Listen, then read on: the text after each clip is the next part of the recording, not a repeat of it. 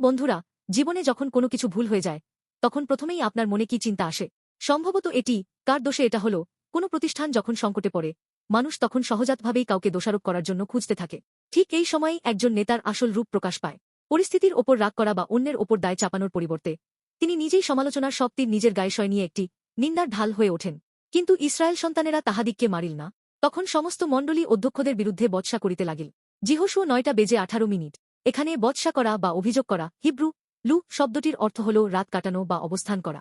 এটি কেবল একবারের অভিযোগ নয়, বরং নেতিবাচক আবেগের মধ্যে তাঁবু গেড়ে স্থায়ীভাবে বসবাস করার মতো একটি অবস্থা। সব ওই লোকটার জন্য হয়েছে। এই চিন্তায় আটকে গিয়ে এক পাও সামনে এগোতে না পারাই হল সেই অবস্থা। যিহোশুয়া গিবিজনীয়দের দ্বারা প্রতারিত হওয়া সত্ত্বেও ঈশ্বরের সামনে করা প্রতিজ্ঞা রক্ষা করার সিদ্ধান্ত নিয়েছিলেন। তিনি একটি মধ্যপন্থা বের করেছিলেন। তাদের বাঁচিয়ে রাখা হল, কিন্তু তাদের মন্দিরের কাঠকাটা ও জল তোলার দাস হিসেবে নিযুক্ত করা হল। তিনি জনগণের ক্ষোভ এবং ঈশ্বরের চুক্তির মধ্যে ভারসাম্য বজায় রেখে সংকট মোকাবিলার এক অনন্য উদাহরণ তৈরি করেছেন। যিহোশুয়া যখন জনগণের অভিযোগ এবং ঈশ্বরের ক্রোধের মধ্যে দোলাচলেছিলেন, তখন যিশু মানবজাতির পাপের বিশাল বোঝা এবং ঈশ্বরের বিচারের মাঝখানে নিজের শরীরকে বিলিয়ে দিয়েছিলেন।